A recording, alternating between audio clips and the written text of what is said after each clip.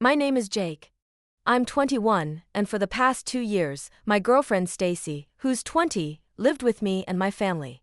We'd been together for almost 4 years, and I thought we were solid. When she got into a major argument with her dad, my mom, being the kind-hearted person she is, offered Stacy a place to stay. I agreed without hesitation because I loved her, or at least, I thought I did. I've always been a bit jealous in relationships, but nothing out of hand. However, looking back, there were signs, little things that didn't sit right. It all started about a year ago. We were playing codenames with my sister, her boyfriend, and Stacy. The way Stacy and my sister's boyfriend interacted caught my attention. They seemed overly comfortable, laughing too much at each other's jokes.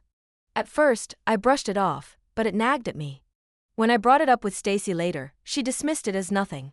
I wanted to believe her, so I let it go. But that night planted a seed of doubt in my mind.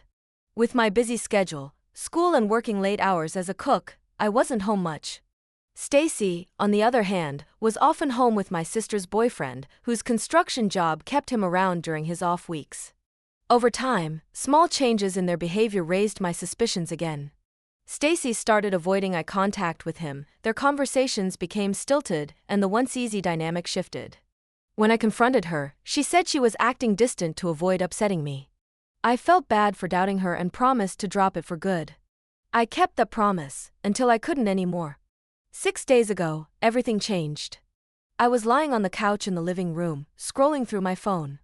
Stacy was in the kitchen, half visible from where I was, making a smoothie. My sister's boyfriend came downstairs to make himself lunch. I pretended not to care, though I kept an eye on their movements through the reflection in the glass of the back door. At first, everything seemed normal, two people awkwardly moving around each other in the kitchen. Then it happened. He slapped her on the backside. My body froze, every nerve in me screaming. My mind raced to process what I had just seen. When he finally went back upstairs, I stood up, grabbed my shoes, and headed for the door. Stacy stopped me, confused. "Where are you going?" she asked. I couldn't hold it in. "Really? I just saw what happened." Then I left, slamming the door behind me.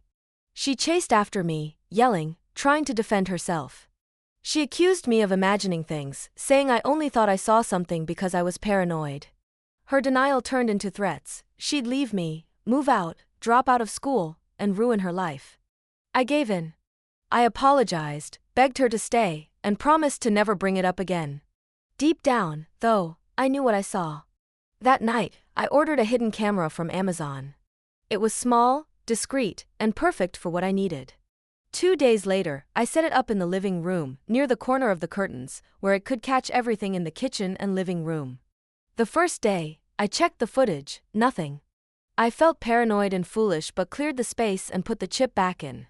The next morning, I woke up early, anxious to check again. This time, I found what I was looking for. At 3:15 a.m., I saw my sister's boyfriend come downstairs and sit on the couch. Minutes later, Stacy appeared, walking upstairs from our room. She crossed the living room and sat on his lap. My heart sank as I watched her lean into him. I couldn't watch anymore. I slammed my laptop shut, sick with anger and betrayal. I stormed downstairs, woke Stacy up, and shoved the laptop in front of her. As the video played, her face went pale.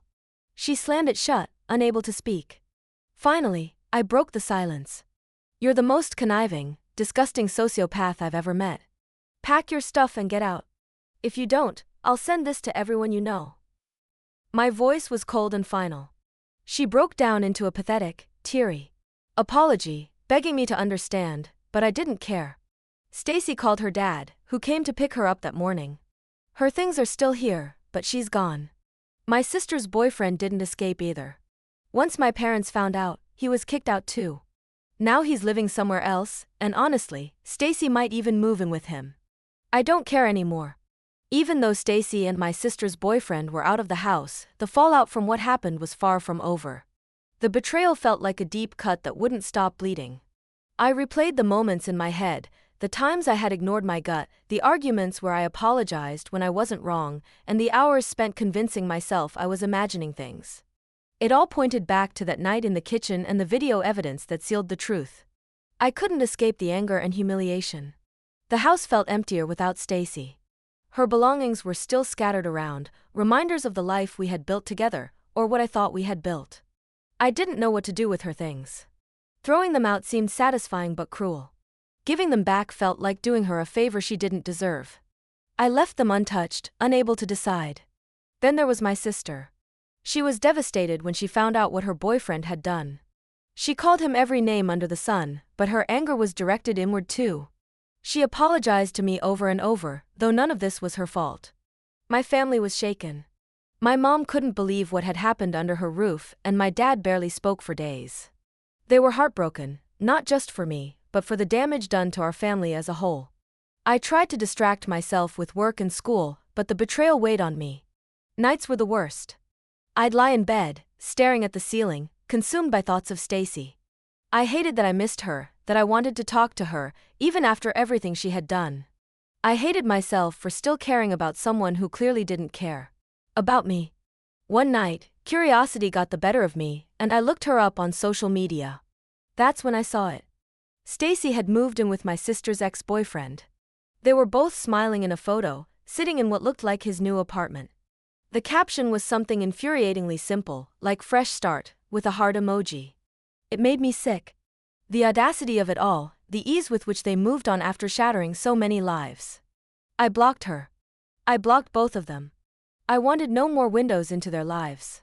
But even without seeing them, the memories haunted me.